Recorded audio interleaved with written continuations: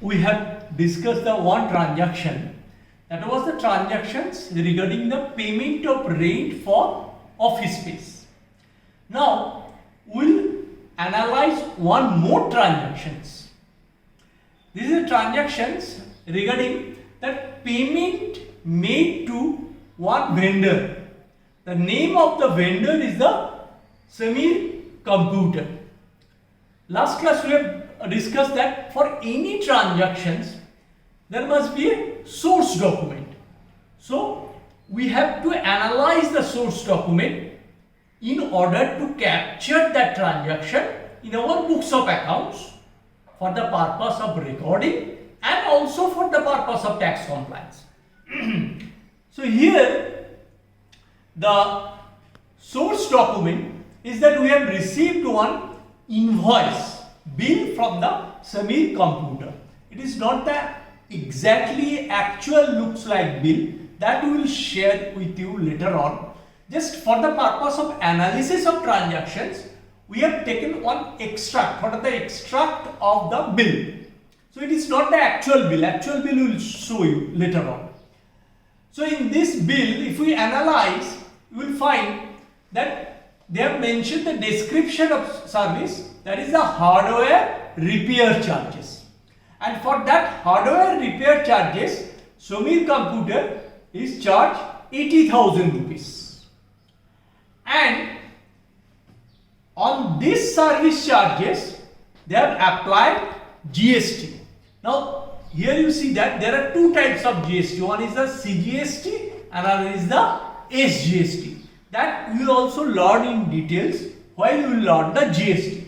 For the time being, you just keep in your mind, there are GST maybe on local supply, GST maybe on interstate supply. What is local supply and what is interstate supply?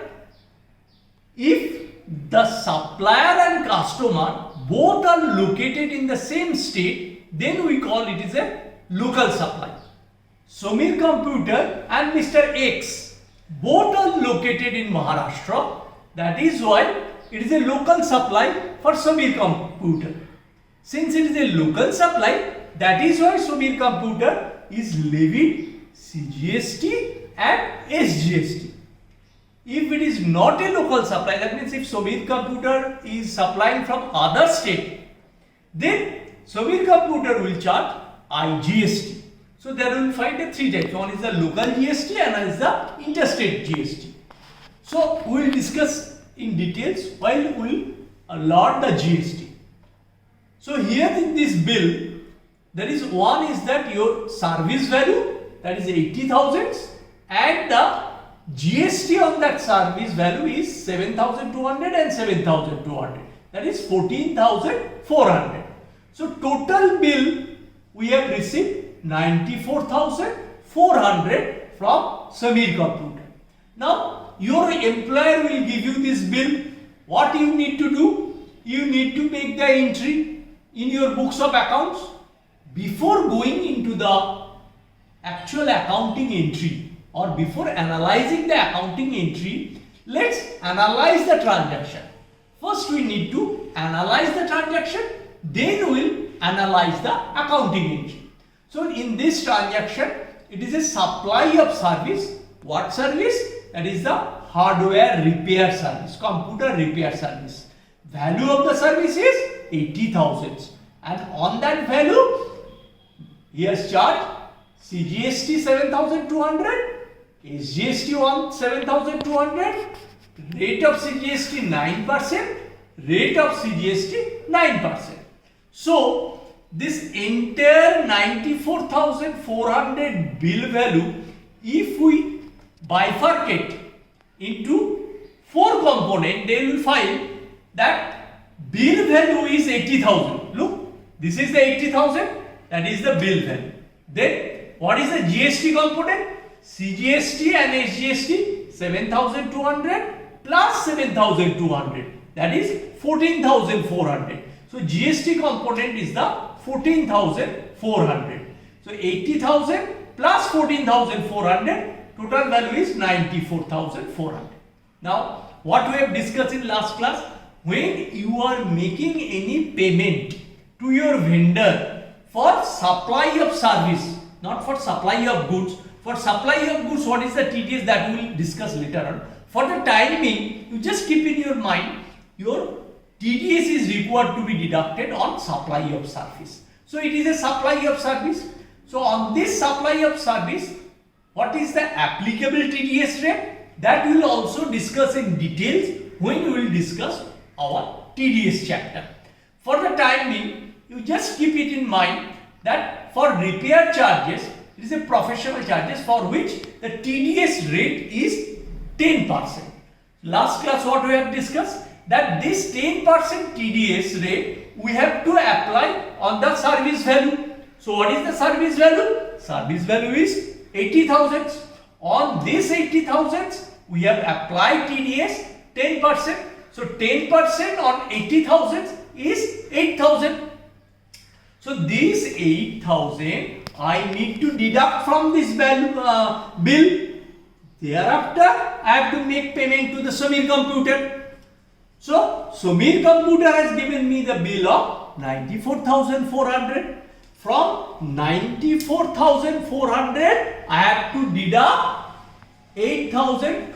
So 94,400 minus 8,000, that is the TDS I have deducted. So on 86,400 I have to make payment to Samir Computer, and this 8,000 what I have to do? This is not my money. This is tax I have deducted on behalf of Samir Computer. So this 8,000 I need to deposit to the tax authority. So in our bank statement we will find there are two transactions. One is that amount paid to the Samir Computer, that is 86,400, and amount deposited to the tax authority, that is 8,000. So let's see your bank statement. If you see the bank statement, just you look at that on 3rd April, not on 3rd April, there is a tax deposit, 8,000, that is your 8,000, yes, this 8,000 has been deposited, and how much is paid to the Samir Computer? On the same date, Samir Computer have paid is the 86,400. So look at the bank statement, this is the date column, this is the descriptions, and this is the withdrawal column. So from this bank statement we have to identify that how much I have paid to the Samir Computer. I have paid to the Samir Computer 86,400. Why? Samir Computer is given me the bill of 94,400. For within that bill 14,400 is the GST and 80,000 is the bill value. So I have to deduct TDS 10% of 80,000, that is 8,000. So 8,000 I have deducted and deposited to the government, and remaining portion, that is 94,400 minus 8,000, that is 86,400 I have paid to the Samir Computer in his bank account. So in his IDBI bank account Pune, I have paid this one. That is why this payment is reflected in the bank statement.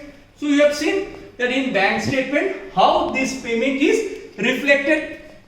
Now the next aspect what we learned today, that this 8,000 TDS, this is tax deducted at source. This 8,000 TDS, what we have deducted from the 80,000, what I have to do? As per the law, that I have to deposit it to the tax authority. When? That I have to deposit it by 7th of subsequent month.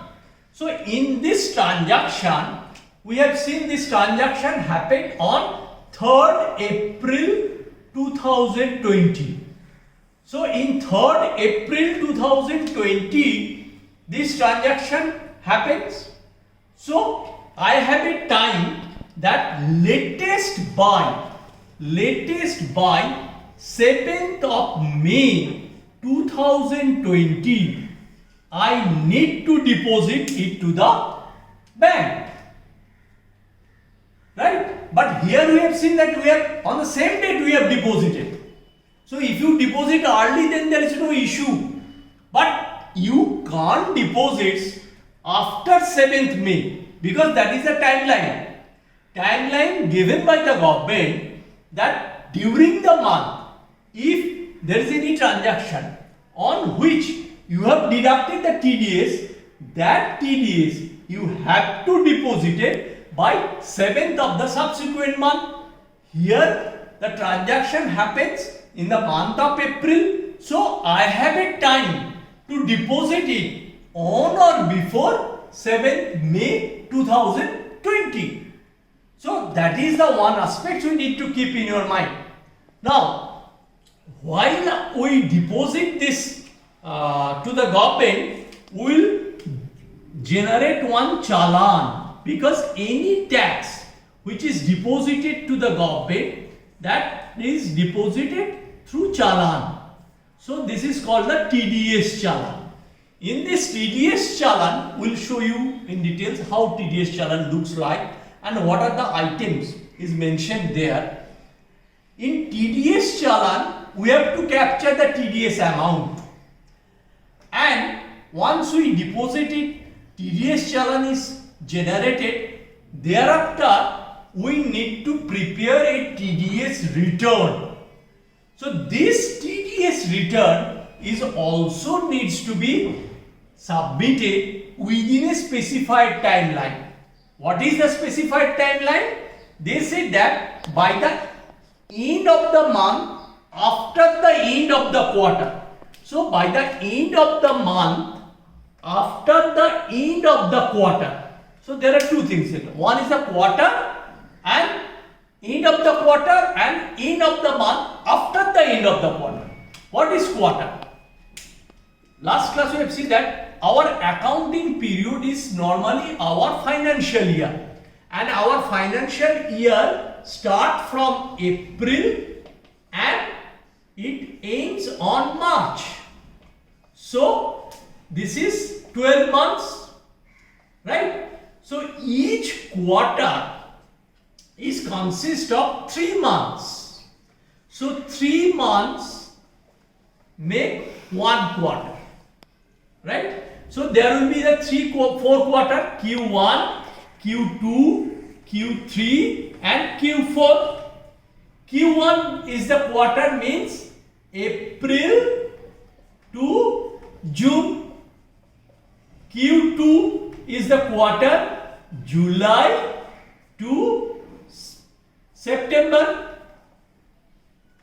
Q3 is October to December, and Q4 January to March.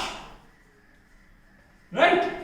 Now in our transaction, that is the payment to Samir Computer, availing the service, repair service from Samir Computer, these transactions happens on 3rd April. So it falls in Q1, April to June quarter. So this transaction happens on April to June Q1, quarter 1. We have deposited the tax. Now we have to prepare TDS return. Now what we have to capture in TDS return, how we will capture, that we will discuss when we will discuss in details about the TDS return. For the time being, you just remember, in this TDS return, which is the TDS return for Q1, we need to capture this TDS, what we have deducted from payment made to Samir Computer. So for all transaction from April to June, we have to capture in TDS return. This TDS return is known as the TDS return for first quarter of the financial year 2021, right? So it is the first quarter 2021 TDS return, and this TDS return we have to deposit it by end of the month, after the end of the quarter. So what is the End of the month after the end of the quarter. So quarter is ended on when? 30th June. Right? So quarter is ended on 30th June.